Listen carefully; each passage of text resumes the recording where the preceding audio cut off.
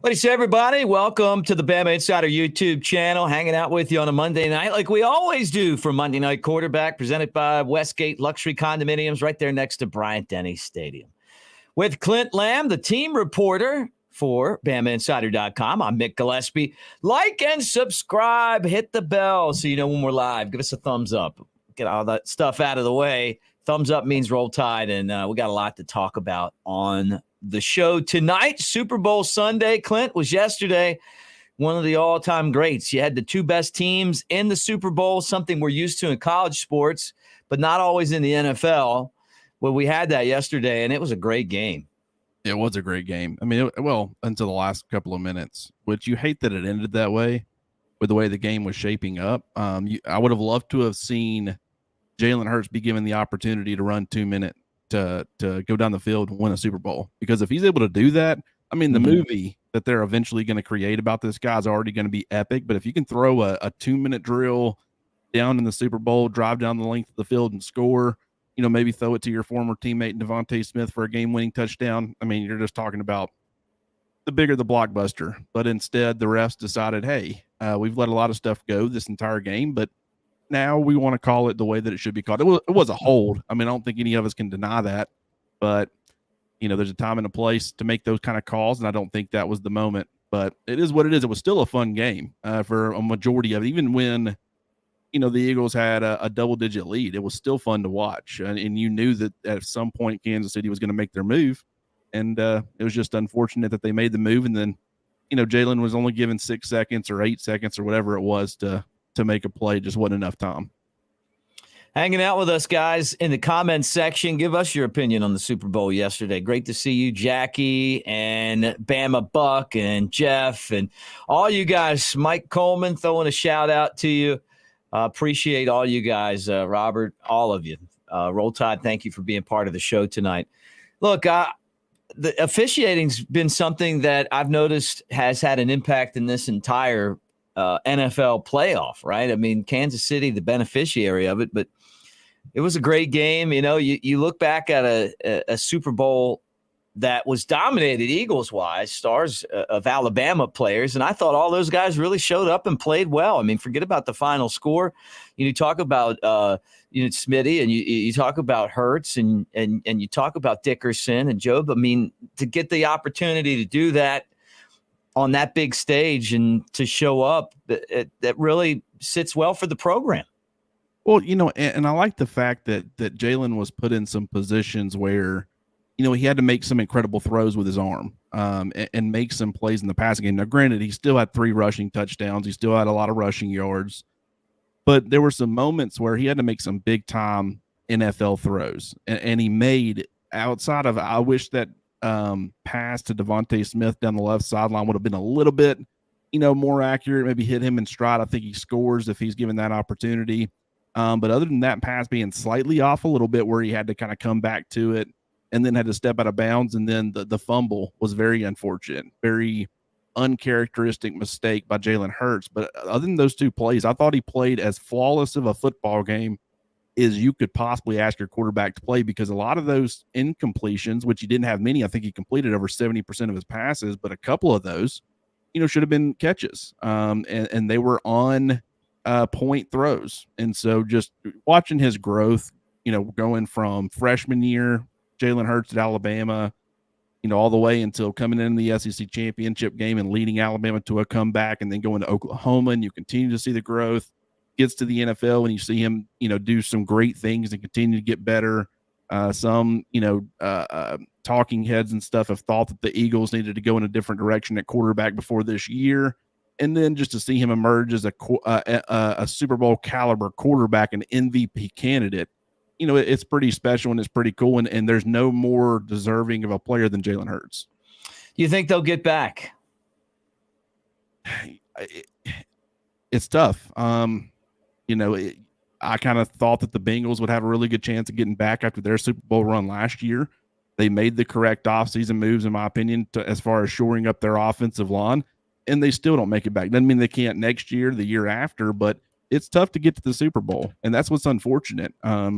A lot of people thought Russell Wilson was going to go to 5, 6, 7 Super Bowls with the way he started his career at Seattle. But I mean, after those first few years, he hadn't been to one since. And so it's difficult. And so I'll be curious to see what they're able to do. But I certainly think, the Eagles, as far as as long as Jalen Hurts is their starting quarterback, I think they're going to be just fine. They're going to be in the conversation. It's a matter of if they can get there. The surprising thing to me, just the way that the NFL is structured, is that I'm watching these two teams in the NFL Super Bowl, the championship game, and I'm going, neither one of these teams has a premier running back. Isn't that weird? Yeah, they're both kind of by committee, right? I mean, yeah, because you do have, Kenneth Gainwell, you got Miles Sanders, who's I guess the, quote unquote starter, but you got Boston Scott. On the other side, Clyde Edwards-Helaire was coming off of injured reserve. He had been out for quite a while. I don't think I saw him much last night, but they had Pacheco and, they got McKinnon Jones and McKinnon. And it's just, they a lot of teams nowadays, they just go with that kind of committee approach. And really it's all about what you got at quarterback. And if you've got one, you're going to be in the conversation, but having that complementary run game is big. And with Jalen Hurts and his legs, he takes so much strain off of your running backs and your run game in general that you don't have to have a premier player at the position to be successful. But they got a stable of guys that are pretty good. But yeah, it is a very different, way that the offense is built compared to the way it used to be. Yeah, it's crazy. I mean, it's just a different NFL. But when you have Jalen Hurts or Patrick Mahomes, you have a quarterback that makes up for that with their ability to run the football. I thought it was a fantastic game. I wish that the Eagles would have had the opportunity to get the ball at the end of the game. You got to give Pacheco a lot of credit for sliding down and not scoring, right? Wasn't it Pacheco, and so that kind of left it down to a field goal. But it was the two best teams, and it was one of the great Super Bowls of all time. And, you kind of made it a little bit of an Eagles fan out of me. I told you Patrick Mahomes won my fantasy league for me. I like the Alabama guys, but I like the way the Eagles play. There was a really fun style of football. And I know it's got to be tough for them to be that close, to win a Super Bowl. And you don't know if you'll ever be back. The teams that lose the Super Bowl a lot of times don't get back. Yeah, there's not too many Buffalo Bills out there where you go 4 years in a row and you lose every one of them. But they kept getting opportunity after opportunity. And just there aren't a whole lot of teams that can say that they had those opportunities. I also thought it was pretty cool what Devontae Smith was able to do. Now, granted, you saw over the course of his game his usage start to decrease a little bit. I think they started compensating for him. But 7 catches for 100 yards probably should have had more if you consider that catch a catch that they ended up overturning. I think an argument can be made either way. But it's once again, and I talked about this on Twitter, he's played in 2 state championship games, 3 national championships, and a Super Bowl now. And that's, how many people can really say that? And, I don't really have the stats from that 2014 state championship where he was a sophomore, but we got the stats for him for the 2016 when he was a senior. And then we got all the national championship stuff in the Super Bowl, obviously. And when he's been put on the biggest stages, he's consistently performed. He's got the 41-yard, walk-off touchdown against Georgia. When he was a true freshman, I think he went for 111 yards on 8 catches, had a 93-yard kick return for a touchdown, and also had an interception in that state championship. He had the dominant performance against Ohio State in the first half of the 2021 national title game. And then, the Super Bowl going 7 for 100. That's pretty spectacular. Every time that he's given the opportunity on those big stages, he comes through and he performs. Yeah. Look, I remember that catch he had to beat Mississippi State.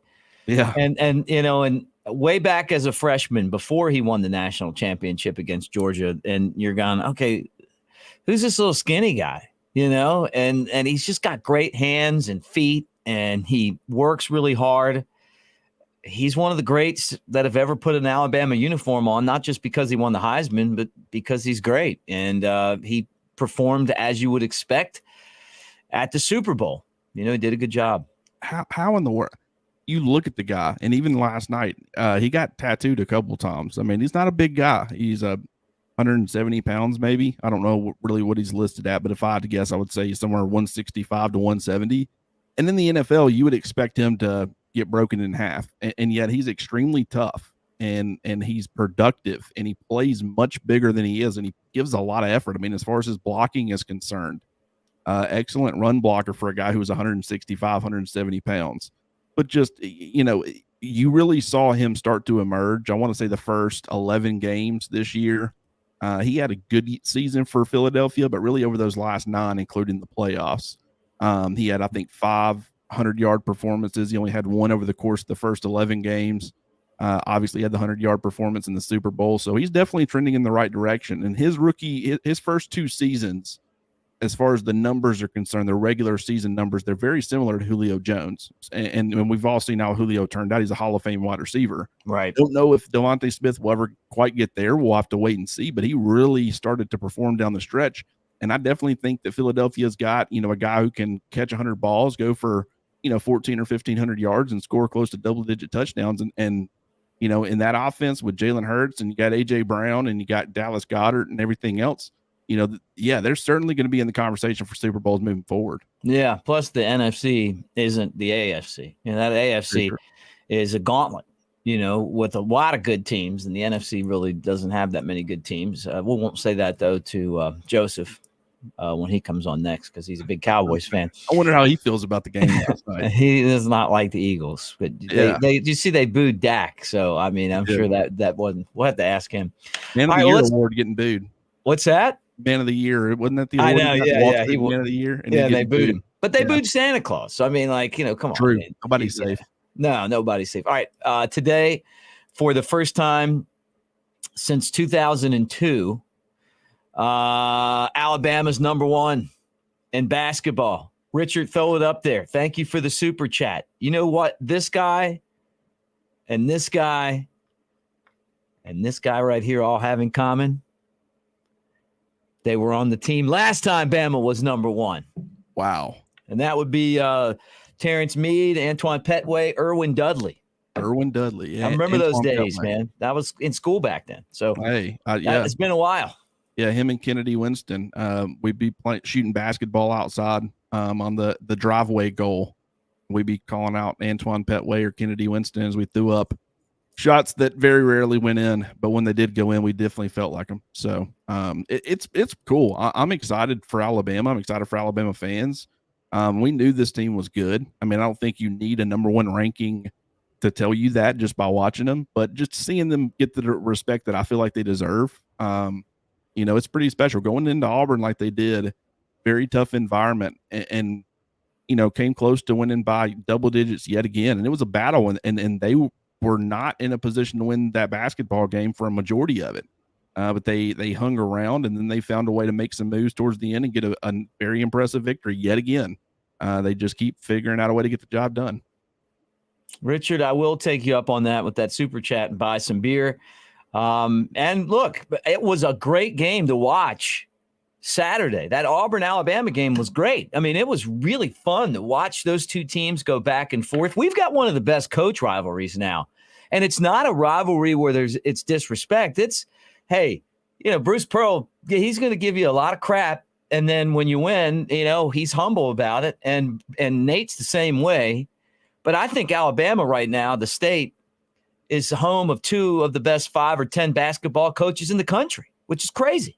Yeah, I agree with you. And they'll take, little shots at each other. Last year with Bruce Pearl doing the Crimson Crane after winning, that rubbed fans the wrong way. And then this year with Nate Oates calling, this Auburn Super Bowl and them still finding a way to win. I thought that was a little bit of an underlying shot. Is it true? Absolutely. But it's just them kind of poking fun at each other and doing little small things that I think really adds to the rivalry, right? You're Alabama and you win that game, it means a lot more because you saw what Bruce Pearl did last year. And I guarantee you, if Auburn comes back and beats Alabama in Tuscaloosa or next season, you'll see some callbacks to some Super Bowl references and stuff like that. So I think it's become one of the funnest rivalries in college basketball. And as long as these two coaches are in place, which I don't see either one of them going anywhere anytime soon, it's only going to continue to get better.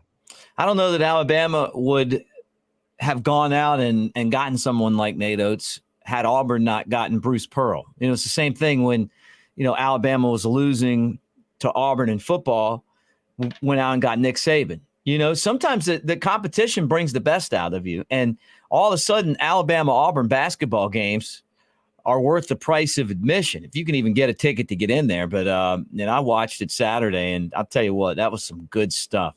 Well, and I think a lot of Auburn fans wanted that for their football program. Like, I think that was the big knock on Gus Malzahn, is that you had a good football coach, and Auburn would find a way to beat Alabama in football, pretty regularly.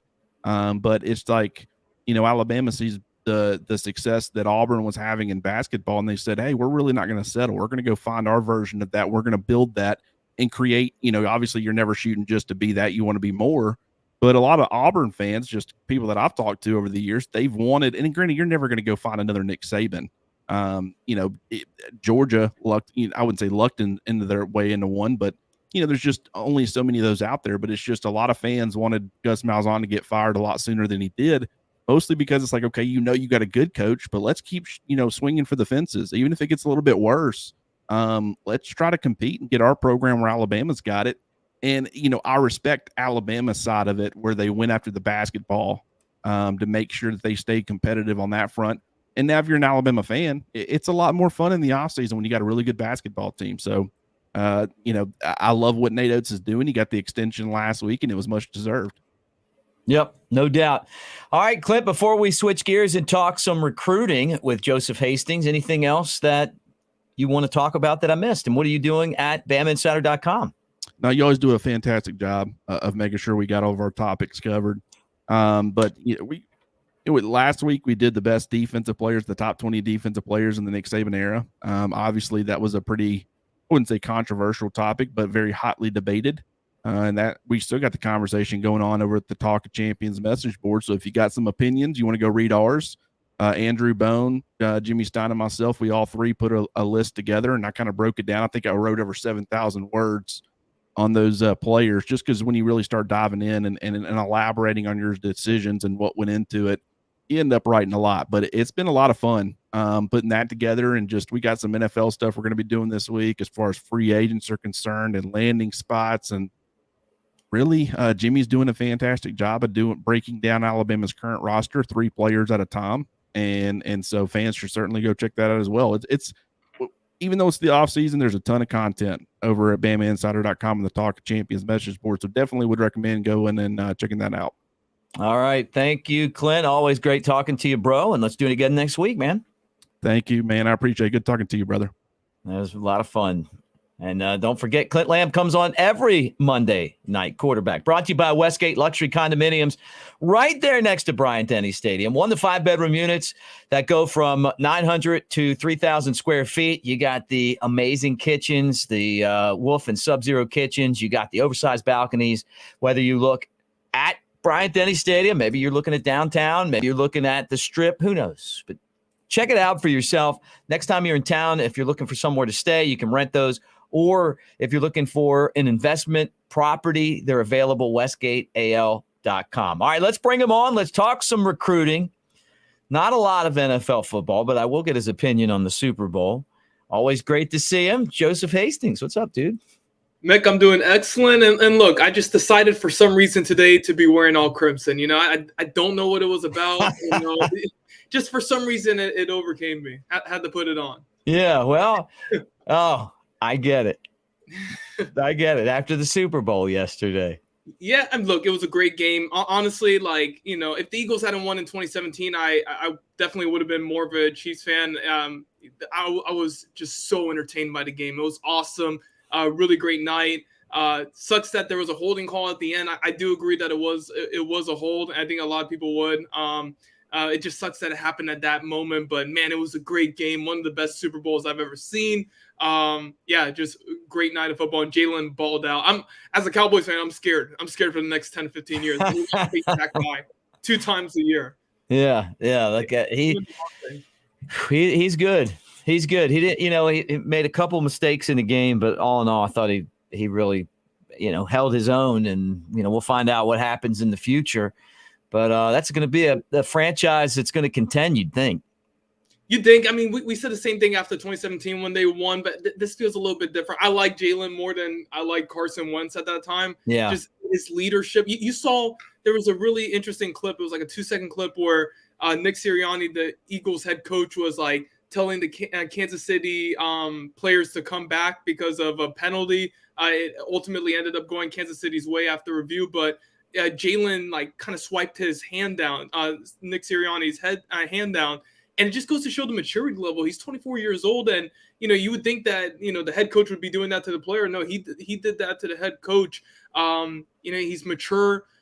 He's improved on his passing. He's a much better passer than he was even this time last year. I mean, man, he is a stud, and he can run the ball too. I mean, you have to look at him as arguably the most dynamic dual threat quarterback in the NFL right now. I mean, you have to put him in that Josh Allen conversation just because of his abilities as a passer.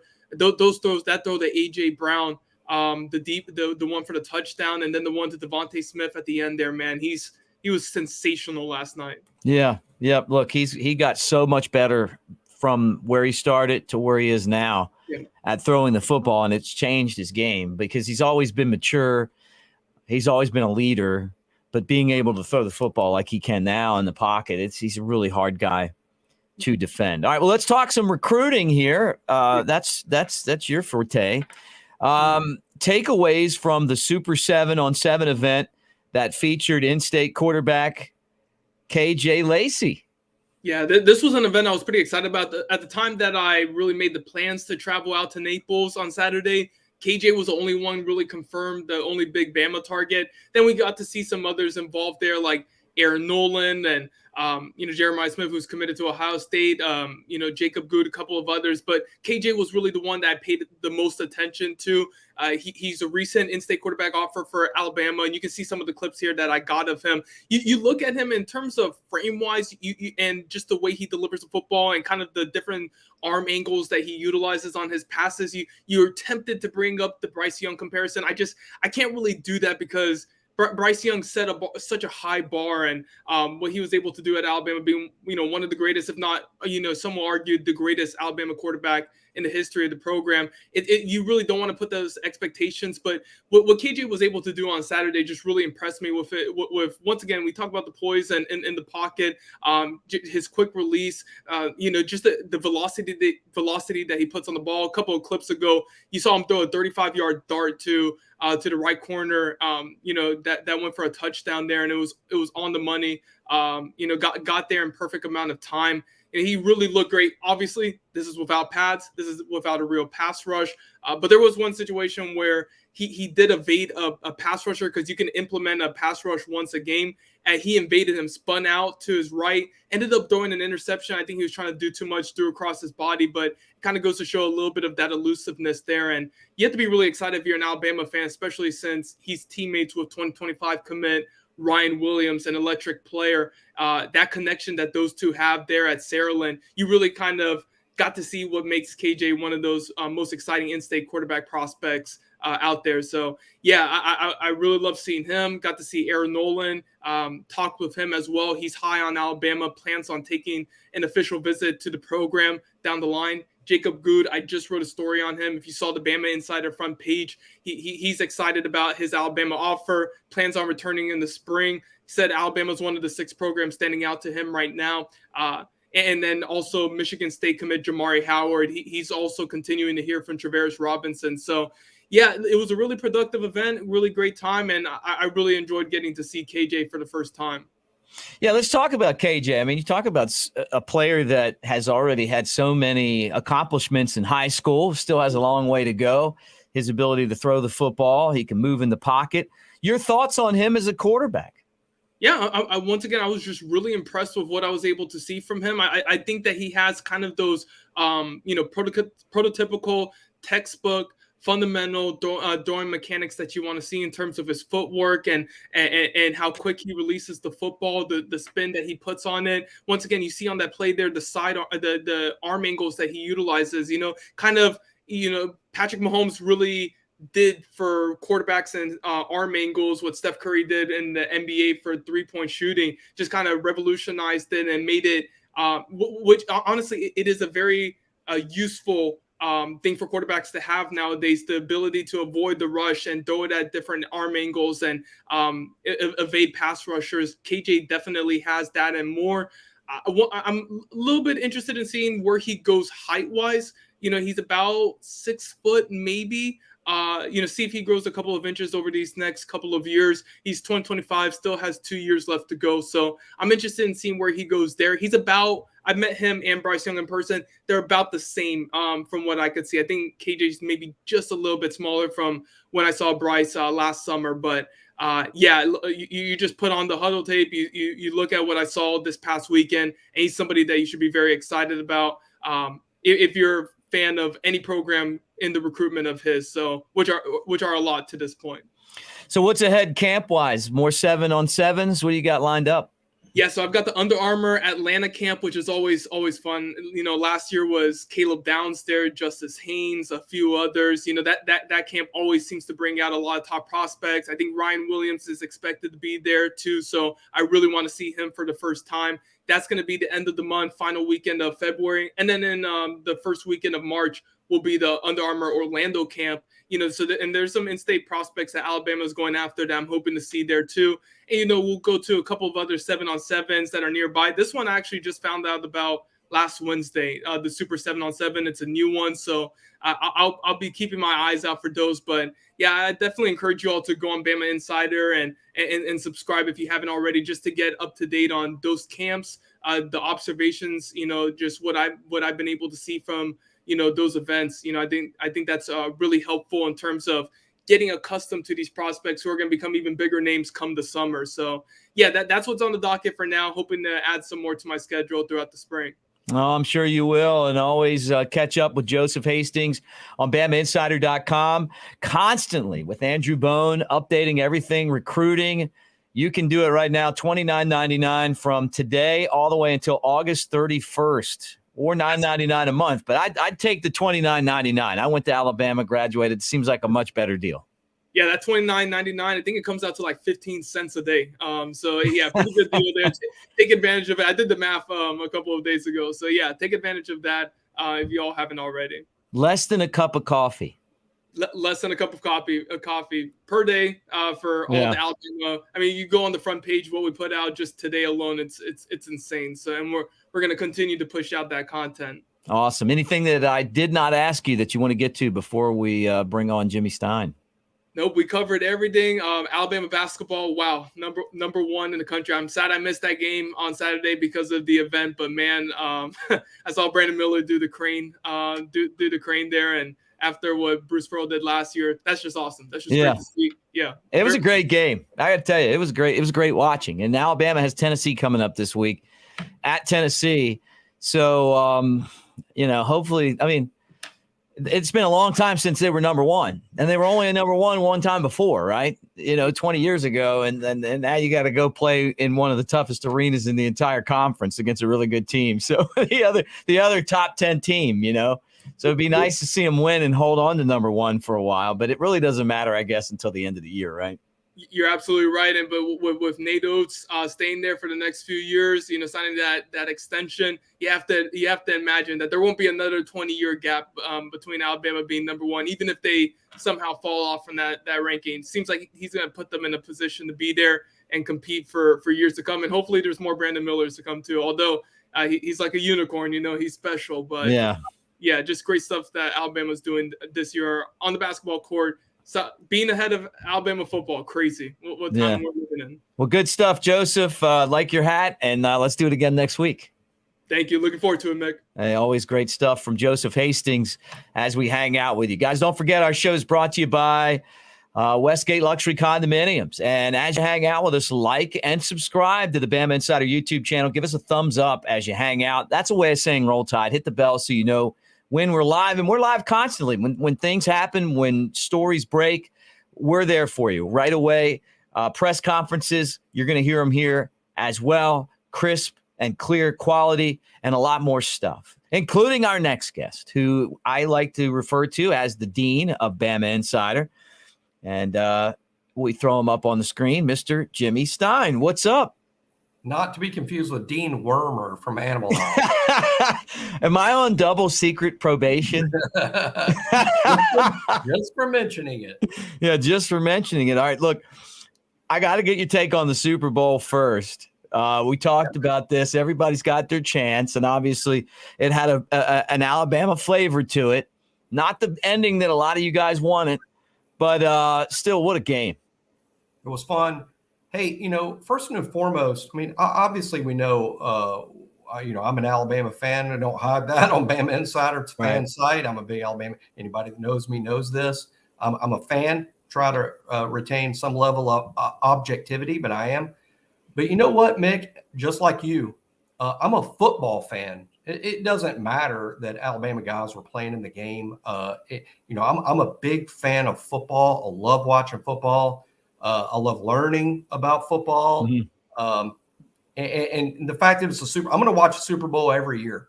It makes it more special for me when there's guys that I have a special interest rooting for, and Jalen Hurts certainly satisfies that, as well as Devontae Smith, Landon Dickerson, even Josh Jobe. So it was fun. It was a good game. I hated that there was a little bit of controversy at the end about whether a flag should be thrown or not, because it was such an outstanding game. I hate it for Jalen that he ended up just short, not on the field. It reminded me a little bit of 2016 Alabama-Clemson when Jalen had scored and the defense needed a stop to win the championship, and it didn't happen for him again. I was there. Yeah, me too. And I hated it for him. Yeah, it did.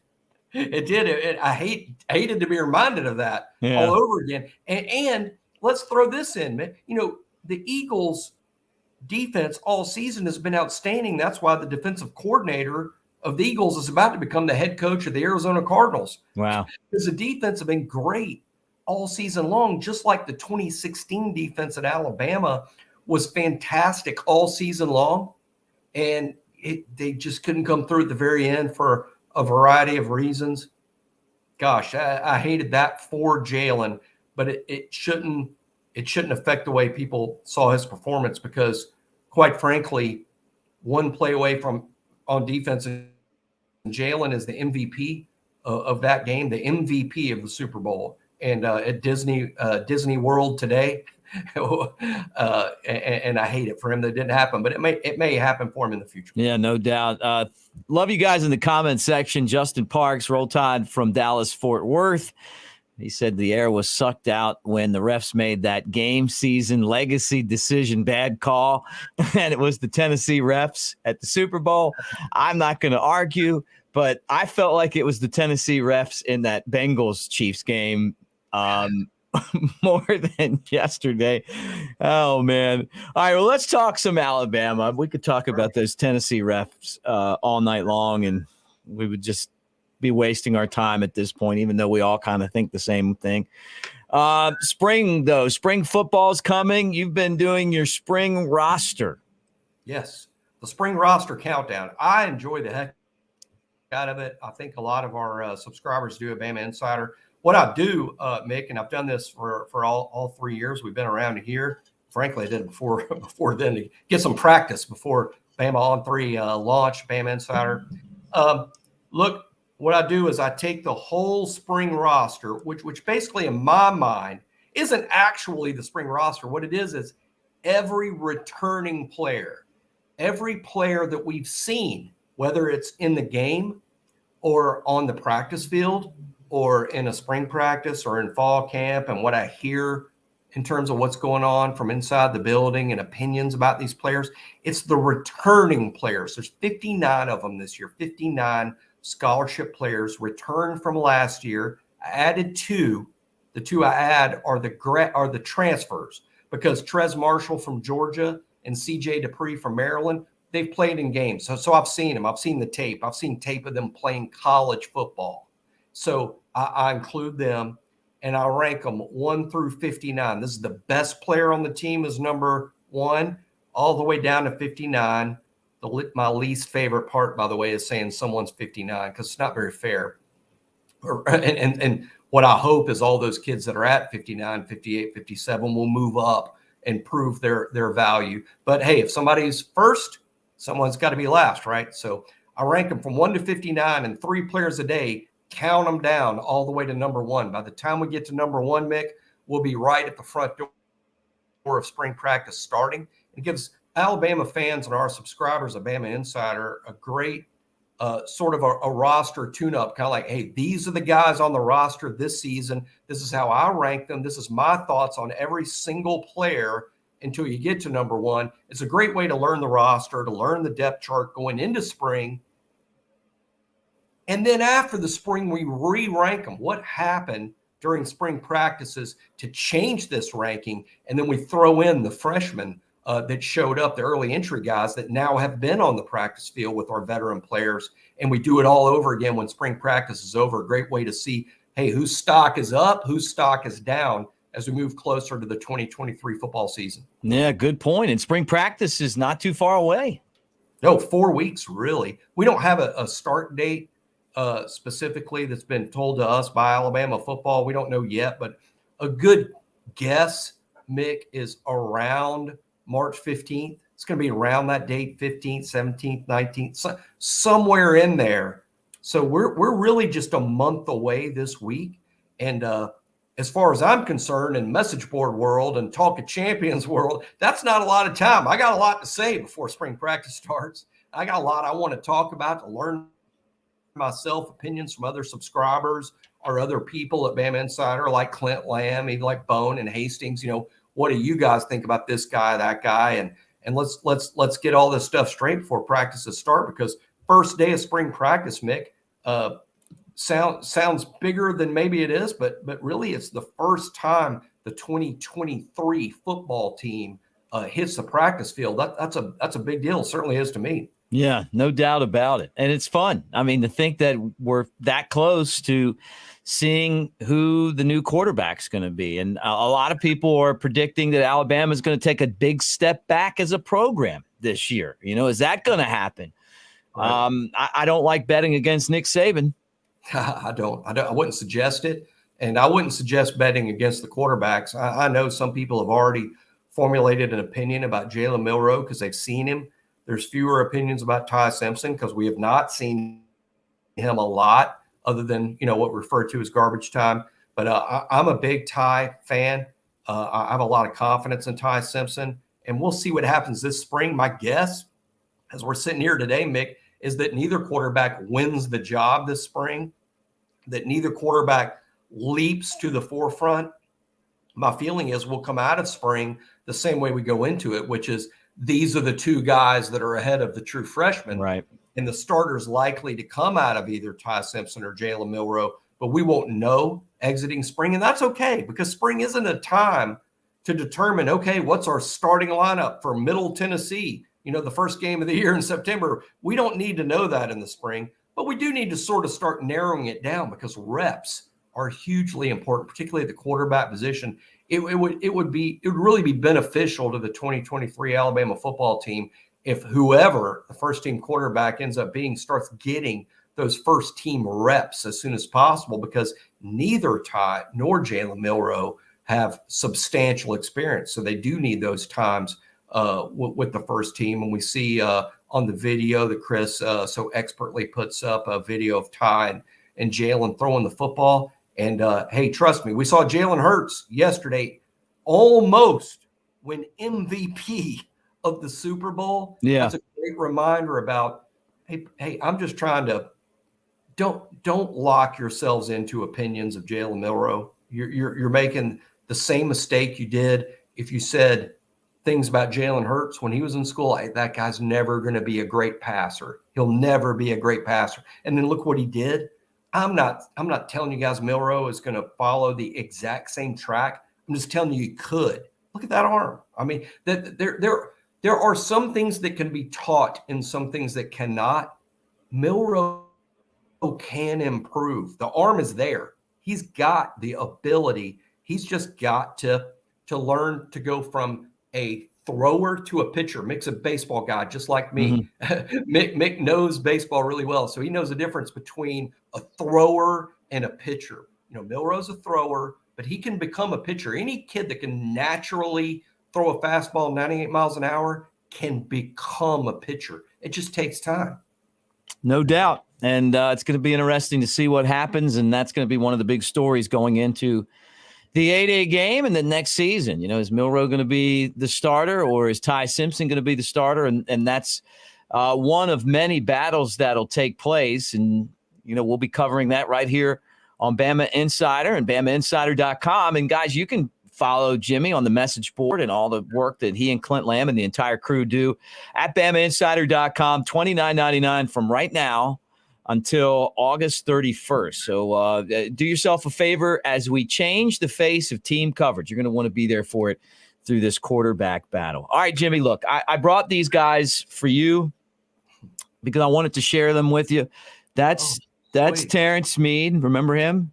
I do remember Terrence And then he's still Scottsboro, around. Alabama. Yeah, he's still around. Antoine Petway with the red shoes, right? Of course. Assistant coach. And then this guy, well, I'd say he's one of the best, 10 players ever at Alabama basketball.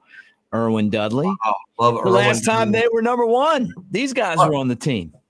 Great rebounder, Erwin Dudley. Awesome rebounder. In-state player. Great international player. Big, huge part of a lot of Alabama success. Wow, it's been 20 years. Hard to believe. That blows me away because I remember that 02-03 team extremely well. Great recruiting class that came in. Erwin Dudley and said Terrence Mead. That's great. Ernest Shelton. Yeah, Ernest Shelton. A young player on that team. But it's recruiting. It's dudes. It's no different than the football. I mean, it's a different sport, but the philosophy is no different. It's dudes. And this basketball team is full of great players. Brandon Miller. It's not the Brandon Miller show, which is why this team is number one. Right. Hey, Brandon's good enough. Brandon's good enough to carry a team on his shoulders to the NCAA tournament and win a lot of games. But you're not going to become number one if you're just the Brandon Miller show. It's Quinterly. It's Rylan Griffin and his great performance against Auburn. It's Bediako making plays inside. It's Noah Clowney, who has first-round upside. It's more than the Brandon Miller show. Namari Burnett's been playing really well lately. This is a team full of dudes. They're exceptionally well coached. They play a unique system that helps them recruit top-ranked talent to the program. And frankly, Nate's success this year, Mick, has reminded me quite a bit of Saban. And I'm sure Saban has rubbed off on Nate quite a bit. But ultimately, it's not about the X's and O's. It's the Jimmies and the Joes. And in this particular case, it's about the Brandon Millers and the Javon Quinterleys and the Mark Sears and the Noah Clowneys. That's why this team is great. And, hey, they're ranked number one. We'll see what happens the rest of the year. But this is something they'll always have. And this is something we'll always remember as Alabama fans. Today, as we speak, the college basketball experts in this country say Alabama's the best team. And it's historic and it's great. But the work isn't done, I'm sure, as Nate Oates and his guys will tell you. Yeah, or Nick Saban. I mean, it's not being ranked number one today. It's being ranked number one at the end of the season that really matters. I think it's cool, though. Look, I do think it's cool. I think it matters when you're ranked number one. I mean, and this late in the season, and you want to win the SEC. I think the regular season in the SEC is more valuable than the tournament, but you want to win that as well. And then get into the tournament, you want to win a bunch of games. Alabama has a really tough basketball schedule coming up, including playing at number 10 Tennessee this week. But I got to give Nate Oates a ton of credit. You mentioned one of the biggest things to me was last year's team. They didn't play hard all the time. There were some, I don't want to say prima donnas, but, one guy in particular looked great, except he just couldn't play, and he got rid of all these guys and went out and kept the guys that could help and went out and brought in an entirely new group of players. And he's done this. You just don't see that a whole lot. No, I love how, it's so interesting psychologically how one season ago, the team seemed to have some really bad chemistry. Yes. In other words, you put all the pieces together and you thought, gosh, these guys are really talented. And they played less. They just weren't a good group together, even though the individual pieces look like they should be good. Mm-hmm. And to me, it's like, gosh, what happened? It's sort of, on the one hand, bad coaching, but we know that Nate Oates is a good coach. But I guess it's just the best way to describe it is just a bad chemistry. You lump all these pieces together and you don't get the result you think you're going to get. One season later, you think it would take some time to recover from that. But one season later, this group has outstanding chemistry. As good as the individual pieces are, they're even better than you would think they might be. That's great coaching. And it's great leading. And frankly, this is what I would guess. And I don't know that Nate Oates will ever admit this, but this is just my viewpoint of it, Mick, is that I think Coach Oates learned a lot from last season. He learned a lot and applied those lessons immediately. And, it won't always be this way. It won't always be perfect. But I think the chemistry issues last year, he solved that really quickly. And no, it's not quite as easy as, hey, one guy's gone. That's some of it, but it's not the whole of it. And Nate Oates is a better coach this year than he was a year ago, just like Nick Saban is a better coach in 2022 and 2023 than he was in 2010. Nick Saban will tell you that too. It's just like players. Players develop over time, so do coaches. Yeah. Hey, I agree. I think Nate Oates is awesome. And I'm so glad he's going to be around for a long time.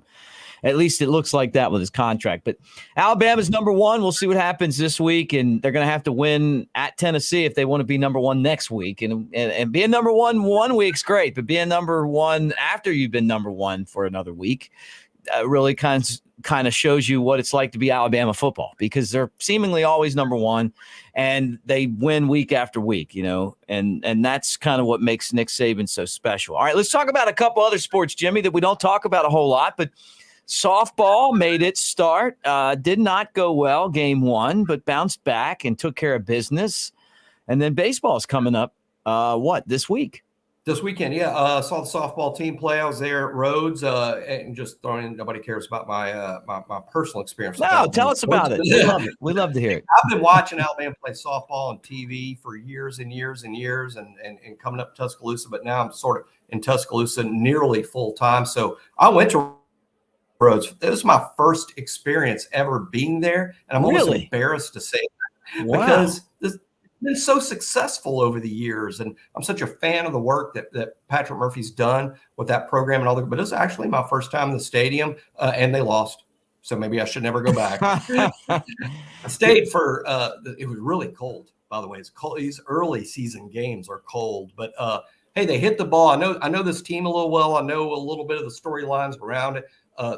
The hitting was really impressive, considering it was the first weekend. Lots of newcomers. Lots of freshmen and transfers, and all the newcomers hit the ball well and looked good. There's a lot to be excited about in terms of the bats. But let's be honest, also have to be a little objective. I can't just be the sunshine pumper. Hey, the pitching's an issue. Montana Fouts is an ace. She's one of the very best in college softball, and frankly is an Alabama legend. And I think I called her the other day on the Bama Insider site, statue worthy. I mean, she's that great. Okay. She's sort of the face of Alabama softball's program. And I'm not talking about this team, I'm talking about the program. She's that good, but she's not going to pitch 7 innings of every game all year long.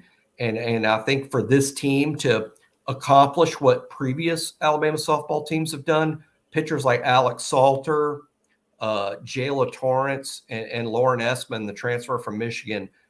Someone's going to have to step up, be a number 2 and a number 3 and cover a lot of innings because Montana can't pitch every inning of every game. It's not baseball. They can pitch more innings. Mm-hmm. They can go longer than baseball pitchers, but we can't just sit there and wear Montana out till she collapses. So the depth of pitching will determine how good this team can be. But I was really encouraged by what I saw from the bats. I know they lost a game that a lot of people feel they shouldn't lose to Lehigh. And I agree. But it still doesn't mean that there wasn't some potential there. The young bats, Cahalan, the freshman at second base, Faith Hensley, outfielder, Pruitt, an outfielder from Hartselle, these are some talented girls. I'm looking forward to this softball season for sure. Yeah, be interesting. I've known Coach Murphy for a long time, since these guys were number one, I think. Maybe before that. 20. Yeah, maybe I've known him forever. Baseball starts this weekend. You mentioned baseball. Just one interesting note about this baseball team. Baseball generally is a lot of roster turnover year to year. Alabama's a unicorn here. I've been to a few practices. I think I've been to 6 practices, which included practices and scrimmages, watching, soaking it all in. All the names are recognizable. This is last year's team. Is that good or bad? Because last year's team didn't make the NCAA tournament. They were just short. All of them are back. I mean, this is a team where if you watch last year's team play, you know these guys. And I'm hoping that the veteran nature of the team provides that 5, 6, 7, 8 more wins than maybe a year ago. Then you're solidly in the NCAA postseason where anything can happen. Yeah, look, I really hope that Coach Bohannon and those guys go out and win some games, because they're good dudes. You know, I mean, just like good people running the program. It's tough when you're playing against teams that have an entire roster of scholarship players, you know, whether they're manipulated or not. I think eventually that with the NIL, maybe that'll change, but having experience is going to help these guys, I think, a lot. Yeah, and if I can go on a little bit of a rant, I do rants on the board sometimes. Something will get me a little off. And hey, for those critical of the baseball program and their, quote, lack of success the last 2 or 3 seasons under Coach Bo, come watch them practice like I have. I've sat in there and watched them practice. They ain't laying up. That's a hard-working, focused, serious group. I am really impressed with how they practice and how hard they work. And obviously we're in the toughest league in the country. It's like the National League East, but there's 14 teams instead of 5. I mean, it's literally like that. And it's tough to gain wins in this league. And but I know this. I've seen this group practice more than any other group. And again, I've sat in the stadium. I watched practice the other day. It was 4 people there. They're watching practice, me and 3 other people. And hey, they get after it. They practice hard. Anybody that's critical hasn't sat there and watched them work. Yeah. I mean, well, they go at it. I'm really proud of it. I'm looking forward to seeing what they do. The experience is only going to help them. You know, they were tough last year. You know, they could beat anybody. I mean, look, they beat Tennessee, the team that won the SEC, and they just got to be a little more consistent. But you know what? A year under their belt could be the beginning of something special. They beat Tuscaloosa. They beat Ole Miss 2 out of 3 in Oxford, and Ole Miss wins the national championship. Jimmy, so if Alabama wins the SEC, sorry to interrupt you. This is important though. If Alabama wins the SEC in baseball, would you grow that mustache for the show?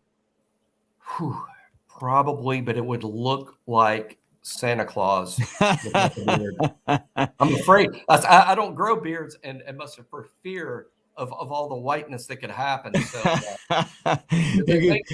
you do like Frosty fingers instead of Raleigh fingers. Lip gloss. Oh man, that's a good stash though. I'm like you. I don't think I could do that. I don't think I could get enough hair there to grow it. Holy Spencer Strider. Yeah, no, really. Well, always good hanging out with you, Jimmy. Anything that you want to mention before we pack it up for the night? Hey, I'm just really enjoying the rankings countdown. I work really hard on that. By that, I mean, hey, when I rank the players 1 through 59, I labor over for a couple of weeks. I mean, I'm like, gosh, should I put 26 at 27? Should I put 27 at 26? Work hard on that. But I also, at the same time, I want people to comment on, hey, you got this wrong. I'd rank this guy higher. I'd rank this guy lower. But there is no better way to learn the team and to learn the roster than to have an in-depth discussion of each kid. And it gets you really excited about the season. So join Bama Insider for $29.99. I heard the Hastings segment before I came on. It's 15 cents a day. Come on, 15 cents a day to discuss Alabama sports with Andrew Bone and Joseph Hastings. Forget me. Forget that.